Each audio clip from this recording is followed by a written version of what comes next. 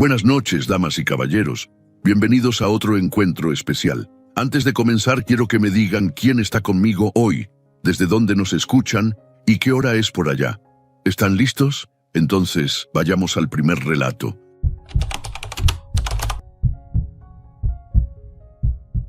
Buenas, Nero.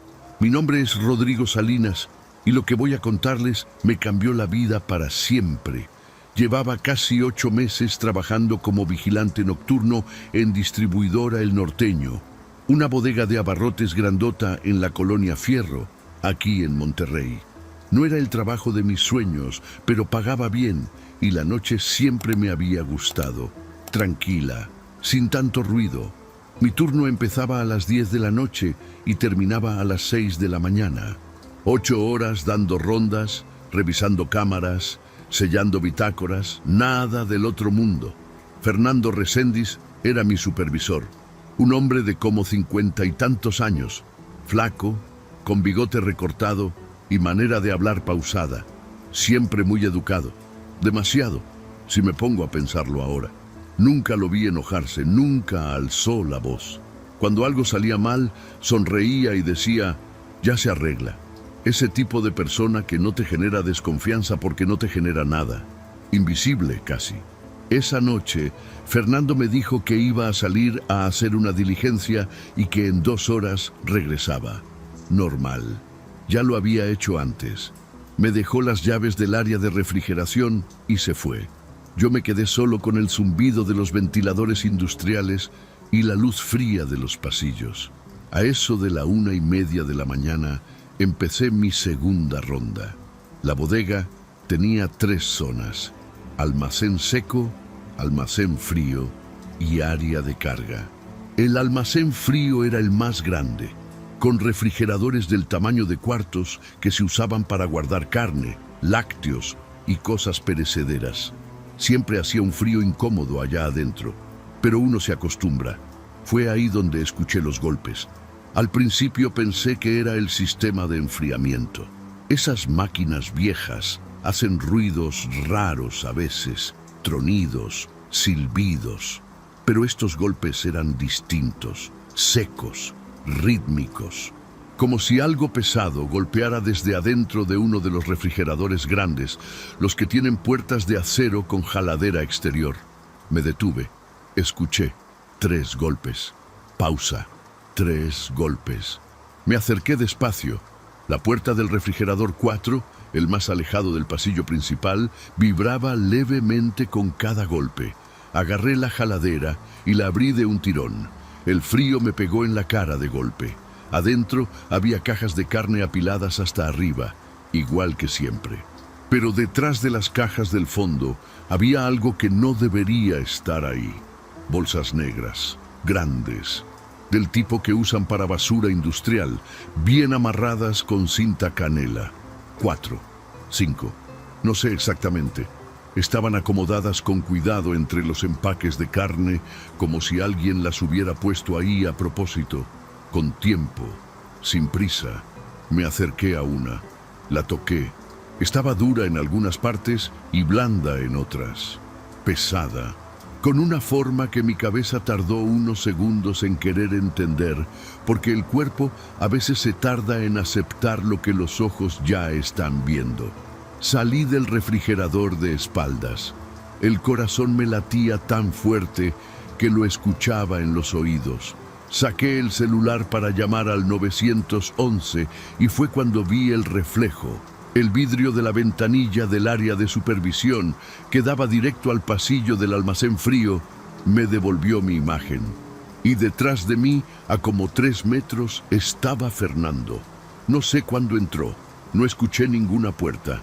Estaba parado quieto, con los brazos a los lados, mirándome a través del vidrio. En la mano derecha traía un cuchillo de deshuese, de los grandes, de los que usan para separar costilla de hueso. La hoja reflejaba la luz blanca del techo. Me quedé paralizado unos segundos que se sintieron como minutos. Después corrí. Escuché sus pasos detrás de mí, pero lentos, calmados. No corría, caminaba. Eso fue lo primero que me heló más que el frío de los refrigeradores. que no corría. Llegué a la puerta principal de la bodega y empujé. No abrió. La sacudí, la golpeé, cerrada con llave desde afuera.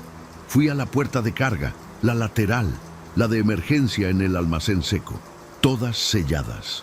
Alguien las había cerrado mientras yo estaba adentro. Apagué la linterna y guardé el celular en la bolsa. La pantalla encendida me hacía visible desde lejos. Pensé en marcar al 911, pero el ruido de la llamada podía delatarme. Así que le mandé un mensaje de texto a mi primo César, el único número que me acordé en ese momento. Bodega. El norteño Fierro llama policía. Fernando me quiere matar en serio, no bromeo. No supe si lo leyó. No hubo respuesta. Me metí entre los anaqueles del almacén seco, agachado, moviéndome despacio entre cajas de aceite y costales de arroz. La bodega tenía pasillos largos y oscuros, y yo los conocía de memoria. Eso era lo único que tenía a mi favor. Entonces escuché su voz. Rodrigo, tranquila, como si me estuviera llamando a comer. Rodrigo, ya sé que estás ahí. Me pegué contra el estante y me quedé sin respirar. Sus pasos eran lentos, regulares, no tropezaba, no dudaba. Se movía por la bodega como alguien que conoce cada rincón. No tienes que esconderte. Esto ya a ti no te toca. No entendí qué quiso decir con eso y tampoco quise entenderlo. Pasó cerca de mi pasillo. Lo vi de refilón a través de los huecos entre cajas. Su silueta delgada, el cuchillo colgando en la mano, la cabeza girando despacio de un lado al otro. Olía a jabón. A eso olía, a jabón de manos. Ese detalle se me quedó grabado de una manera que no sé explicar. Siguió de largo. Esperé varios minutos sin moverme. Después me arrastré hacia el área de carga, donde había una ventana alta que daba al patio trasero. Estaba cerrada con un pasador simple. Si conseguía llegar ahí y abrirla sin hacer ruido, podía salir. El camino era cruzar casi toda la bodega. Empecé a moverme pegado a la pared, en cuclillas, sin encender nada. La única luz era la que se filtraba de los refrigeradores, esa luz azulosa y pareja que iluminaba el suelo a trozos. Me detuve en cada esquina a escuchar antes de doblar. A la mitad del recorrido pisé algo, un pedazo de cartón húmedo que crujió. Silencio. Después sus pasos, rápidos ahora, acercándose. Corrí. Ya no me importó el ruido. Corrí por el pasillo central directo al área de carga y sentí el aire moverse detrás de mí, tan cerca que casi juro que la hoja me rozó la playera en la espalda, aunque nunca pude confirmar si fue real o si fue el miedo. Llegué a la ventana, brinqué sobre una tarima de madera, agarré el pasador con las dos manos y lo jalé. Estaba oxidado, jalé más fuerte. Se abrió con un chirrido horrible y ya no me importó porque en ese momento ya estaba metiéndome por el hueco de cabeza, golpeándome el hombro contra el marco, cayendo al piso de concreto del patio trasero. Me levanté y corrí hasta la barda. La brinqué, caí a la calle de tierra de atrás y seguí corriendo sin voltear hasta que llegué a la avenida con luz y coches. Me senté en la banqueta con las manos temblando. No lloraba. No podía, solo respiraba. En los pocos minutos llegó una patrulla. Mi primo César había llamado al 911 cuando leyó el mensaje. Los oficiales entraron a la bodega y encontraron a Fernando todavía adentro. No intentó escapar. Estaba sentado en la silla de supervisión, con el cuchillo sobre la mesa, tomando café como si nada. Después me enteré, poco a poco y por partes, lo que había en esas bolsas. No voy a dar detalles porque no sirve de nada, pero sí puedo decir que Fernando Reséndiz no era nuevo en esto. Las investigaciones encontraron registros que apuntaban a por lo menos 3 años de actividad. Usaba la bodega y los refrigeradores como parte del proceso.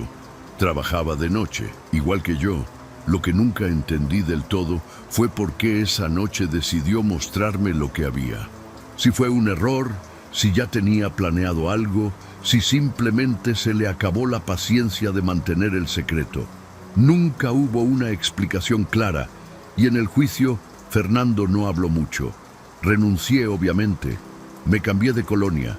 Tardé meses en poder dormir sin despertarme a la mitad de la noche, escuchando pasos lentos en algún pasillo que no existía. Pero lo que más me cuesta olvidar, más que las bolsas, más que el cuchillo, más que correr en la oscuridad, es eso. Su voz diciéndome mi nombre con esa calma, como si tuviera todo el tiempo del mundo, como si ya supiera cómo iba a terminar todo y simplemente estuviera disfrutando el camino.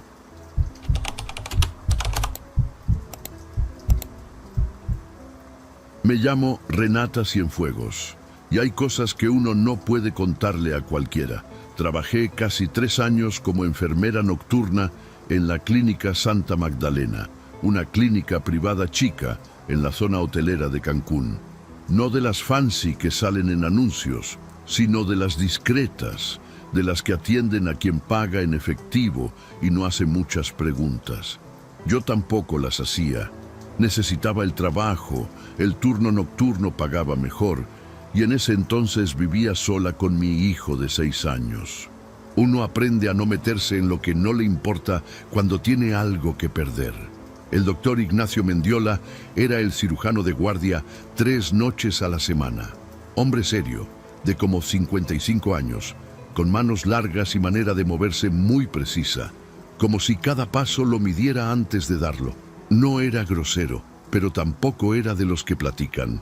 Te daba las instrucciones y esperaba que las siguieras sin repetirlas. El personal lo respetaba más por miedo que por admiración, aunque nadie lo decía así. Esa madrugada yo estaba terminando el reporte de medicamentos cuando escuché las puertas del acceso trasero. No el acceso principal, el de atrás, el que usaban para recibir suministros. Eran casi las 2:40 de la madrugada y no había ninguna entrega programada. Me asomé desde el pasillo. Entraron 4 hombres. 2 de ellos traían uniforme de policía, chaleco táctico, radio en el hombro. Los otros 2 iban de civil. Entre todos cargaban a un hombre en una camilla de lona, de las portátiles, con el cuerpo envuelto en una sábana hasta el pecho. Inconsciente, o eso parecía. No traía expediente, no traía nada, solo el cuerpo. El doctor Mendiola los estaba esperando. Los recibió en el pasillo sin sorpresa, como si ya supiera que venían. Intercambiaron unas palabras en voz baja que yo no alcancé a escuchar, y después el doctor le hizo una seña a Lucía, la otra enfermera de turno, y le dijo que se tomara su descanso. Así, directo, que se fuera. Después me miró a mí. Tú cierra el pasillo del ala sur y quédate en estación. Nadie entra a quirófano. Me lo dijo sin elevar la voz y se metió al quirófano con los hombres y el paciente. La puerta se cerró. Lucía me miró raro, pero no dijo nada. Agarró su termo y se fue a la sala de descanso.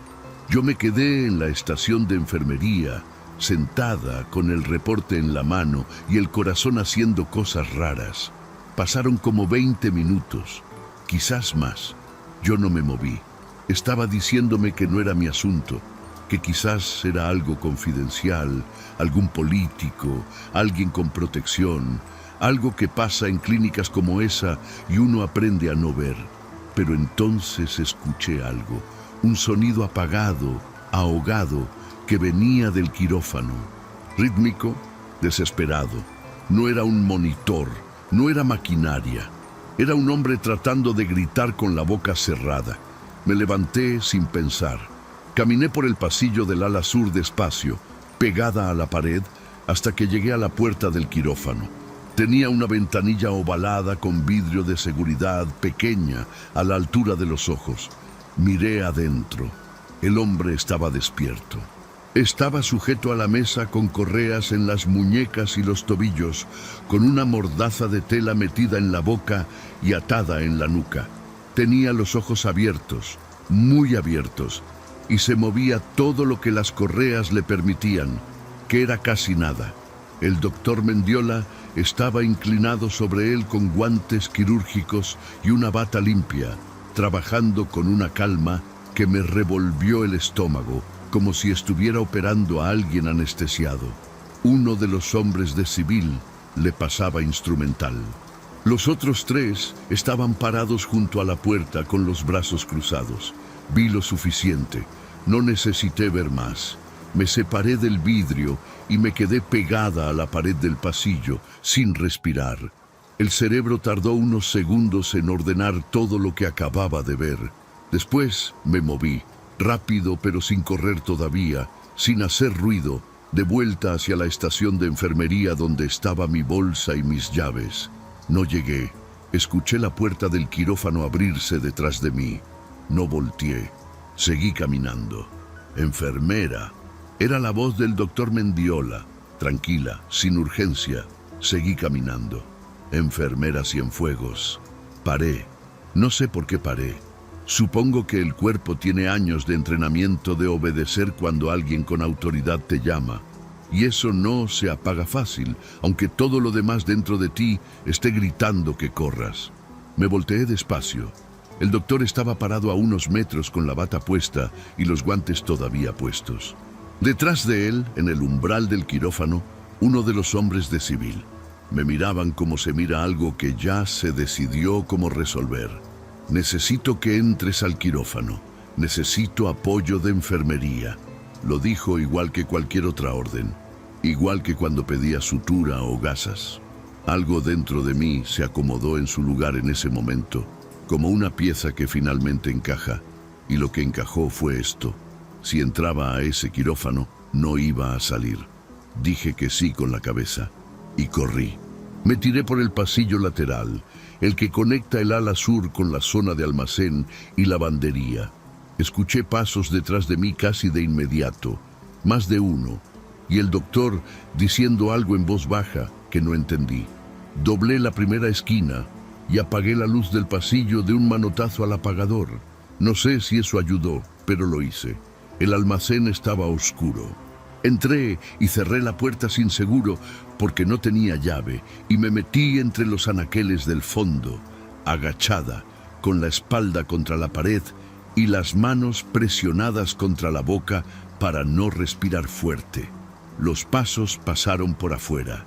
Se detuvieron. Alguien probó la manija de la puerta, la abrió, encendió una linterna. El haz de luz barrió el almacén despacio. Me encogí detrás de una caja de suministros de lavandería, tan pequeña como pude. La linterna se apagó. La puerta se cerró. Esperé lo que me pareció una eternidad, pero que seguramente fueron 3 o 4 minutos. Después me levanté, abrí la puerta con cuidado y miré hacia el pasillo, vacío. Recordé el corredor de servicio. Estaba al fondo del pasillo de lavandería, una puerta metálica gris que casi nadie usaba porque conectaba con el callejón de atrás donde descargaban los camiones de basura. Había pasado por ahí una sola vez, en 3 años, cuando buscábamos una caja de electrodos que se había acomodado mal, pero sabía que existía. Salí del almacén y fui directo hacia allá, sin correr, para no hacer ruido, controlando la respiración como podía. Doblé hacia el pasillo de lavandería y fue ahí cuando lo vi. Uno de los hombres de civil estaba parado al fondo del pasillo, de espaldas a mí, mirando hacia el otro extremo. A 3 o 4 metros de él estaba la puerta de servicio. Me detuve. Él no se había volteado. Miré a los lados. No había dónde esconderse en ese pasillo, solo pared lisa y la puerta al final. Si me regresaba, alguien más podía estar viniendo por detrás. Si avanzaba y él se volteaba, no tenía salida. Avancé. Caminé lo más callado que pude sobre el suelo de vinilo, midiendo cada paso, sin apartar los ojos de su nuca. 5 metros. 4. 3. Él se movió, acomodó el peso de un pie al otro, y yo me pegué contra la pared y me quedé tiesa. No se volteó. 2 metros. La manija de la puerta de servicio estaba a mi alcance. La agarré con las 2 manos y la empujé hacia abajo despacio, sintiendo el mecanismo ceder, y la puerta se abrió hacia afuera con un pequeño golpe de aire caliente y olor a aceite y basura. El hombre se volteó. Me tiré por la puerta y corrí por el callejón sin voltear una sola vez. Brinqué una cadena de plástico amarilla, doblé hacia la calle, seguí corriendo hasta que había luz de alumbrado y tráfico y personas, aunque eran las 3 de la mañana y eran pocas. Paré en una tienda de conveniencia que estaba abierta. Me encerré en el baño. Me senté en el suelo de azulejo frío y ahí sí me saqué el aire que traía guardado desde no sé cuándo. Llamé al 911 desde adentro. Dije todo lo que pude decir lo más claro que pude decirlo. Dijeron que mandaban una unidad. No sé si creerles o no, pero lo dije. Lo que pasó después con la clínica y con el doctor Mendiola es algo que todavía está revuelto en declaraciones, en carpetas de investigación que avanzan despacio o no avanzan. Me citaron 3 veces a declarar. La tercera vez el agente que me atendió me dijo, sin que yo le preguntara, que tuviera cuidado con lo que le contaba a la gente. Renuncié esa misma semana. Me fui de Cancún con mi hijo 2 semanas después. A veces pienso en el hombre que estaba en esa mesa, en sus ojos, en cómo se movía contra las correas con lo único que le quedaba, que era eso, moverse, demostrar que seguía ahí. No sé su nombre, no sé si alguien lo buscó, no sé si alguien lo encontró. Y pienso que la única razón por la que no fui yo la siguiente es porque ese corredor existía, y porque yo lo recordé, y porque el hombre de civil estaba mirando hacia el lado equivocado exactamente en el segundo exacto en que yo necesitaba que lo hiciera. Eso no es valentía, eso es suerte, y la suerte no avisa cuando se acaba.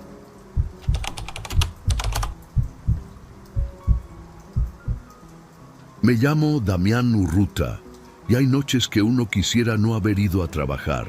Llevaba 6 años en el turno nocturno del crematorio Paz Eterna, aquí en Tijuana, Colonia Libertad. No es el tipo de trabajo del que uno presume en reuniones, pero era estable, tranquilo la mayor parte del tiempo, y me pagaban bien por aguantar el turno de las 10 de la noche a las 6 de la mañana. Uno se acostumbra a casi todo, a los olores, al silencio, a caminar entre ataúdes sin que se te erice la piel. El respeto a los muertos, uno lo aprende rápido en ese trabajo, pero el miedo a ellos se te quita casi igual de rápido. Lo que nunca se te quita es el miedo a los vivos. Eso lo aprendí después. Arturo Cisneros era dueño y director del crematorio, un hombre corpulento, de como 50 años, con cara de pocos amigos y manera de hablar que no invitaba a preguntas. No era mal patrón en el sentido de que pagaba a tiempo y no andaba encima de uno, pero tenía algo en la mirada que siempre me puso incómodo. Una frialdad que no era la del lugar, sino suya, personal. Como si los muertos que entraban por esa puerta no le produjeran absolutamente nada, ni tristeza, ni respeto, ni nada. Solo trabajo. Esa noche empezó igual que cualquier otra. Llegué a las 10, hice el recorrido de rutina, revisé las cámaras de conservación, anoté los 2 cuerpos que teníamos programados para el día siguiente. Me serví un café de la cafetera chica que teníamos en la oficina y me senté a ver el teléfono, mientras el edificio crujía con el viento de enero. Arturo llegó pasada la 1 de la mañana. No era raro que apareciera a esas horas de vez en cuando. Tenía llave de todo y a veces llegaba a revisar papeles o hablar con proveedores que operaban en horarios raros. Pero esa noche algo estaba diferente desde que escuché su camioneta en el patio trasero. El motor se quedó encendido más tiempo de lo normal. Después lo apagó. Después hubo silencio largo antes de que abriera la puerta trasera.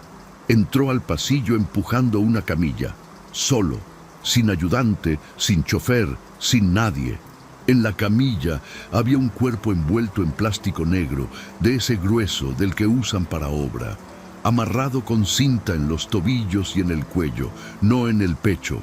Eso me lo noté de inmediato, aunque no quise pensar en por qué me lo notaba. Me miró cuando me vio parado en el umbral de la oficina. «Prepara el horno 2», me dijo. sin saludar. Me quedé quieto un momento. ¿Tiene papeles? Prepara el horno 2, Damián. Don Arturo, sin documentación yo no puedo. Que prepares el horno. Lo dijo de otra manera esa vez. Sin gritar, sin moverse, pero de otra manera. Se me cerró algo en el pecho. Me acerqué a la camilla despacio. El plástico negro estaba tenso en algunas partes por la forma del cuerpo, pero había zonas donde cedía, donde había espacio. Y en el cuello, donde la cinta terminaba, el plástico no quedaba del todo sellado. Por ahí se veía la piel.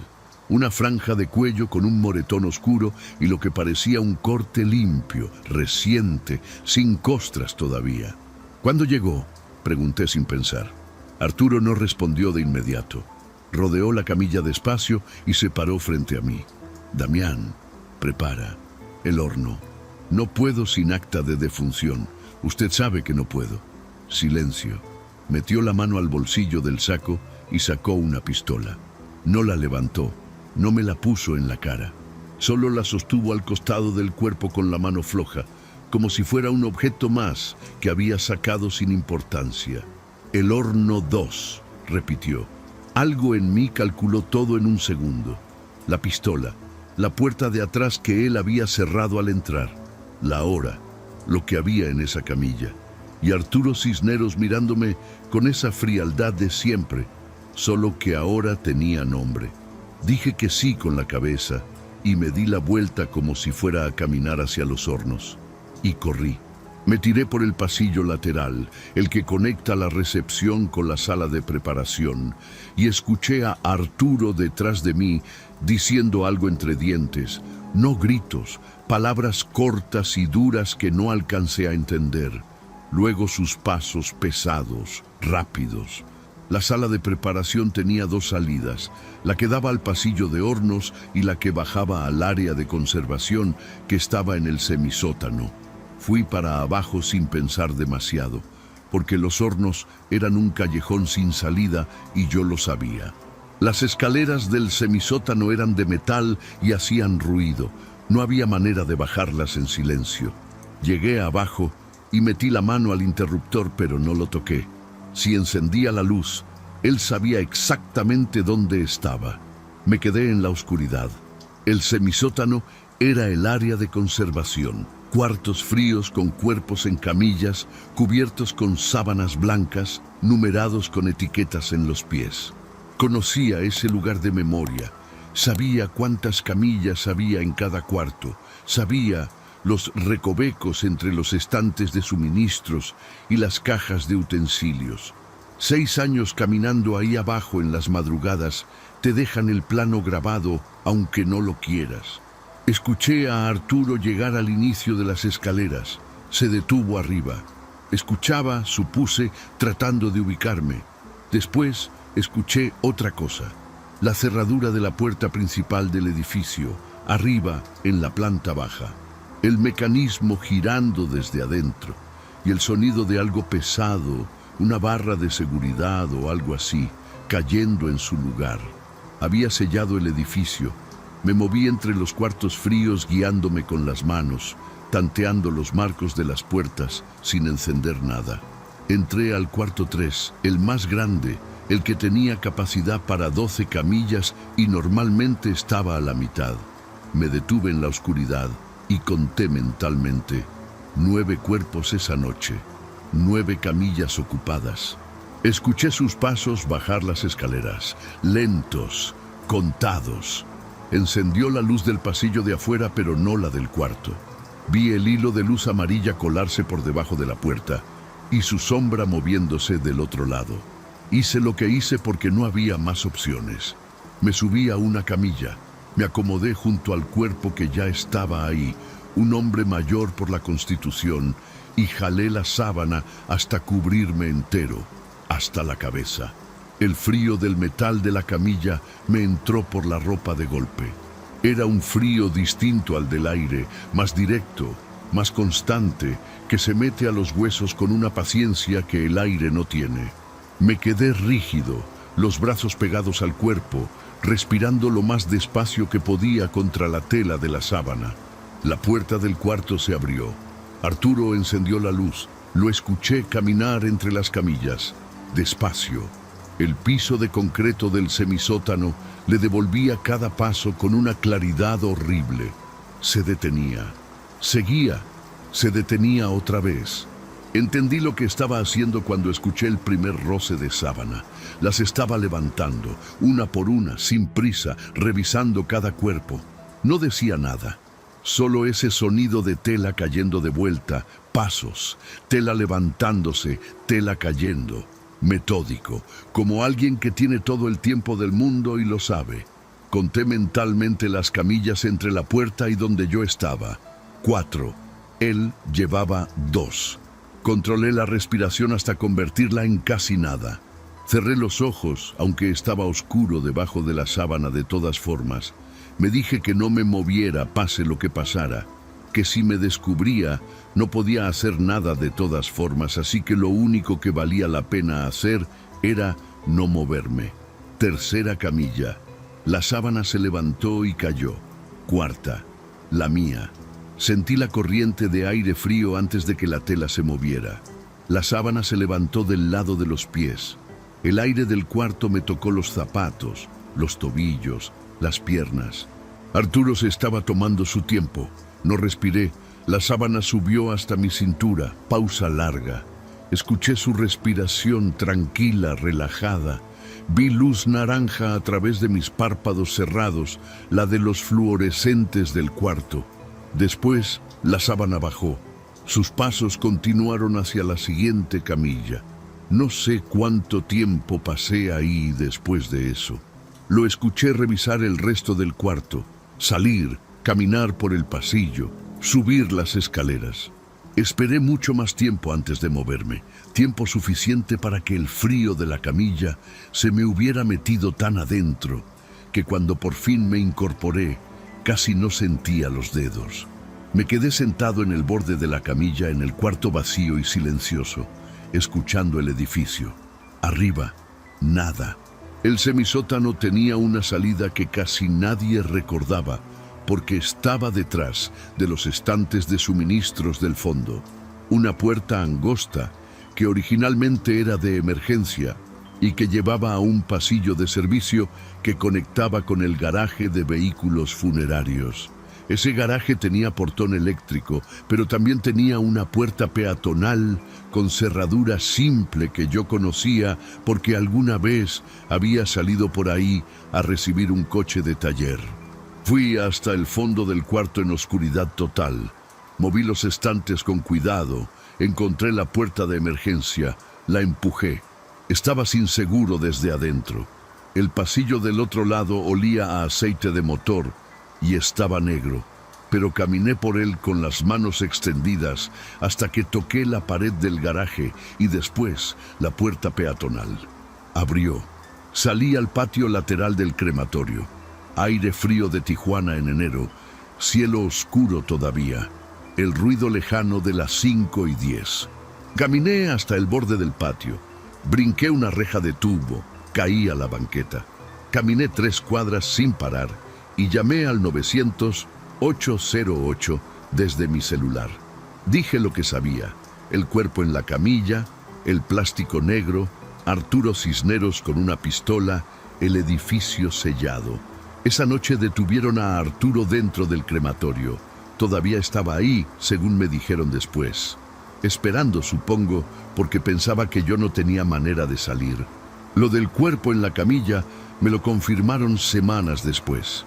Hombre de unos 30 y tantos años, sin identificación, con heridas que no correspondían a ninguna causa de muerte natural. Parte de una investigación más grande que todavía sigue abierta hasta donde yo sé. Nunca volví a ese trabajo, nunca volví a ese edificio. A veces, cuando hace mucho frío, siento ese metal de la camilla debajo de mí y escucho los pasos de Arturo entre las camillas, deteniéndose, siguiendo, deteniéndose, y la sábana levantándose, y la pausa larga sobre mi cuerpo antes de que la bajara. Hasta hoy no sé qué fue lo que vio o lo que decidió no ver. Gracias por llegar hasta aquí. En la pantalla tienes 2 videos más que seguro te van a encantar para seguir con el terror. Nos vemos en la próxima historia.